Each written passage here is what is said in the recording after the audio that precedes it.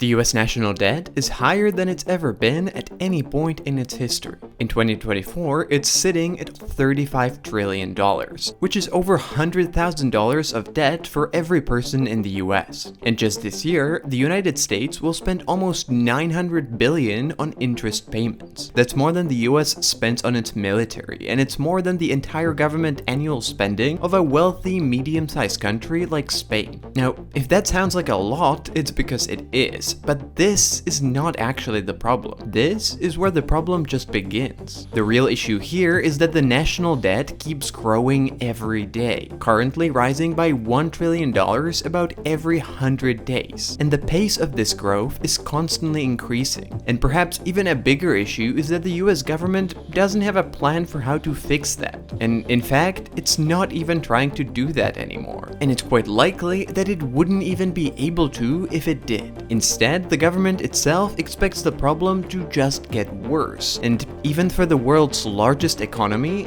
this could eventually really get out of hand. But how did we get here? Why does everyone seem to ignore it? And what is all this leading to? Well, let's start by explaining how did we actually get here. Even though the scale of the number is completely different, a government debt operates sort of like a personal debt that you and I might have. Just as individuals might take out loans for a car or a house, governments can borrow money for investments, or if their expenses simply exceed their income. When a government spends more than it earns in revenue, mainly through taxes, it creates a budget deficit, and to cover this shortfall, the government borrows money, adding to the national debt. For the US government, this involves issuing treasury bonds, which investors, both from the US and from abroad, buy with the promise that they will be paid back with interest on top in the future. But when the debt gets too large, it becomes problematic. The higher the debt gets, the more risky it becomes for the lenders, and the higher interest they demand, which means that the government has to pay more and more every year just to service the debt, without actually decreasing it. And that starts to eat into how much money the government can spend on other things, like education, investments, military, or anything else. Just like with individual loans, the higher debt you have, the harder it becomes to get rid of it, and the faster you accumulate more and more of additional debt, eventually finding yourself in a debt spiral that you cannot get out of. And if investors lose confidence in a country's ability to repay its debt, it can lead to a debt crisis, where the costs of borrowing spike and everything starts to fall apart. Which is what we have seen happen to countries times and times again for hundreds of years all around the world.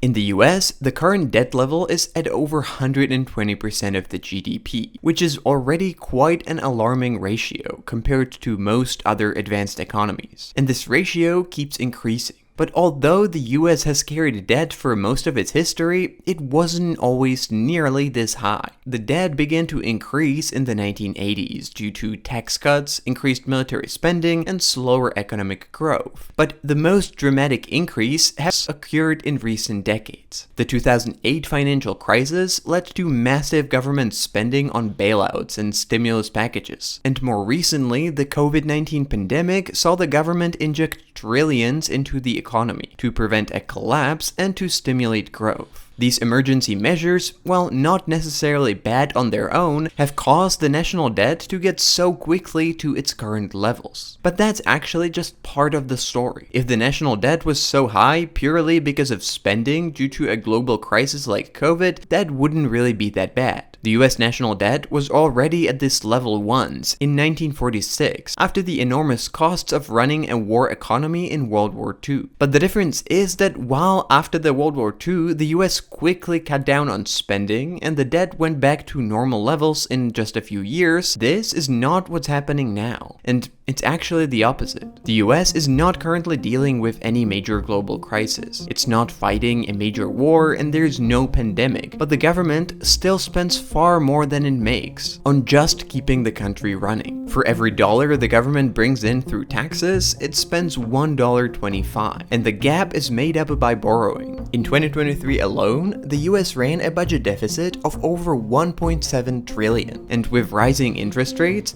the cost of servicing the debt has become one of the federal government's largest expenditures, surpassing spending on major programs like Medicare and defense. If any individual ran their finances that way, it would be very obvious that they are incredibly financially irresponsible, and that it just cannot end well. But when the governments do the same, no one seems to care. And because the kind of tax increases or spending cuts that would be needed to actually get to a budget surplus and to decrease the debt are highly unpopular, there's no incentive for politicians to deal with it now at the expense of their own approval rating. And so everyone just kinda leaves it for later, while the problem gets bigger and bigger. So, can the US actually pay off this debt? Well, in theory, yes, but in practice, it's almost impossible. Because of the size of the debt, there's almost no way how the US could realistically pay it down in the near future without taking some really drastic measures. But it doesn't actually need to do that.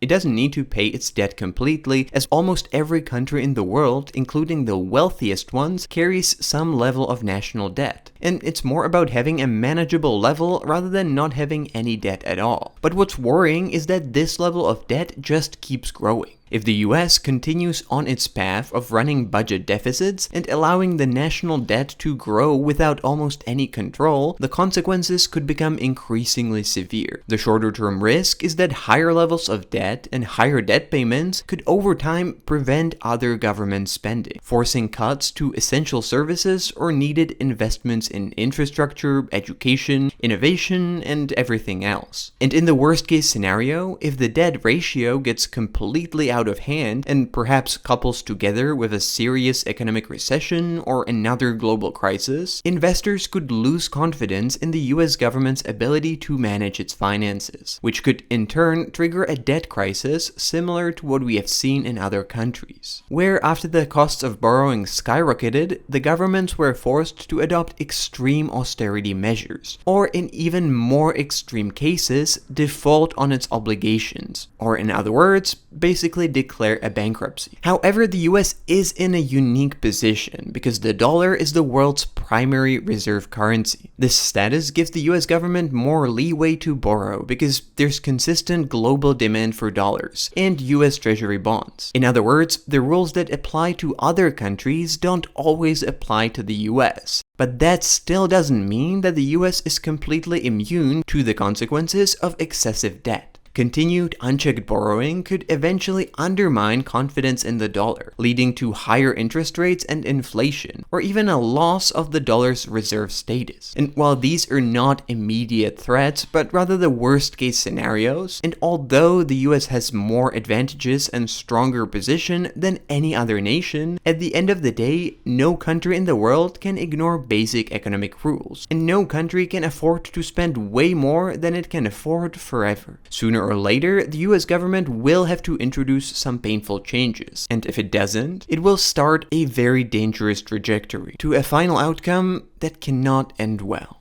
If you like this video, chances are you want to understand what's happening in the world, and if that's the case, you might want to sign up to my newsletter, bringing you geopolitical news and analysis from around the globe.